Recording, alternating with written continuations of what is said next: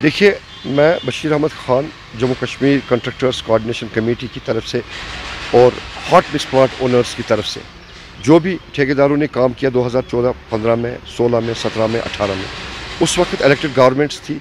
उनके कहने पर जो सैलाबी सूरत हाल थी, उनके कहने पर लॉ मेकर्स थे, MLAs थे, उनके कहने पर हमने काम किए सारे रियासत में, जो जम्मू की प्रोविंस में या कश्मीर प्रोविंस में। तो हम काम करते गए क्योंकि हमें पता था कि गवर्नमेंट है, उन्होंने हमें काम करवाया। टेंडरिंग बेसिस पे, टेंडरिंग के अलावा उस टेंडरों पर एक्सटेंशन दिया गया और फिर कुछ एमरजेंसी काम ऐसे थे जिन पे एग्रीमेंट हुए हैं और वो agreement on behalf of government ही हमारे साथ हुए, तो हमने काम किए। कुछ आधा फंड्स उन्होंने रिलीज़ किए, कुछ फंड्स रह गए जिनको अभी तक रिलीज़ करना बाकी है। तो हमारा यही गवर्नमेंट से अभी जो एडमिनिस्ट्रेशन है यूटी गवर्नमेंट, उन्होंने फिर उन पर थोड़ी रोक लगाई कि नहीं, एक्सटेंशन नहीं होना चाहिए, ज़बानी ये वर्बल काम नहीं होने चाहिए। लेकिन हमने जो काम किए वो गवर्नमेंट के ही कहने पर कर दिए और गवर्नमेंट मौजूद थी उस वक्त समय जब ठेकेदार काम करते थे। तो उन पैसों को आज तक हम यही पूछ रहे हैं सरकार, मौजूदा एडमिनिस्ट्रेशन से कि वो पैसे हमें रिलीज़ किए जाए। अगरचे हमारे पास डॉक्यूमेंट्स है, हमारे पास एग्रीमेंट है, हमारे पास अलॉटमेंट्स है उनकी, तो हमने काम करके क्या वजह है गवर्नमेंट के पास कि हमें वो पैसे वागुजार नहीं किए जा रहे हैं। तो हमने बारहा अपने मेमोरेंडम के ज़रिए, अपने एजिटेशंस के ज़रिए, एहतजाज के ज़रिए सरकार तक ये बात पहुँचाने की कोशिश की। जब म्यूनसिपल कॉरपोरेशन में मेयर हुआ करता था, इस आज के मेयर से पहले, उस वक्त भी हमने काम किए। तो अगर वो एंडोर्स भी हुए, फिज़िकली वो काम सारे ज़मीन पे मौजूद है, उन पे उनकी वेरिफिकेशनें हुई। 400-500 करोड़ रुपए सरकार के पास ये इतना बड़ा रकम है ही नहीं, क्योंकि हम ही सरकार के बाजू है, हम काम करने वाले सरमाया लगाते हैं सरकारी कामों पर। आज भी हम सरमाया लगा रहे हैं, अगरचे आज के ये कवानीन पर हम बराबर अमल दरामद कर रहे हैं कि काम उतना ही होना चाहिए जितनी फंड्स की एलोकेशन हो। लेकिन उस समय ये कानून नहीं थे।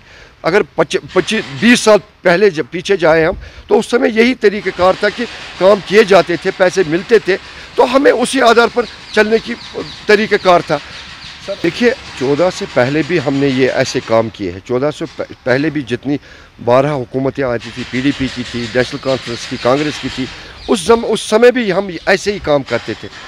एक्सटेंशन होता था, बजट से ज़्यादा काम लिए जाते थे, हम करते थे और वो पैसे मिलते थे। अगर उस 14-18 तक वही एक प्रेसिडेंस थी, तो उसी प्रेसिडेंस को हम इस्तेमाल करते, काम किए जाते थे।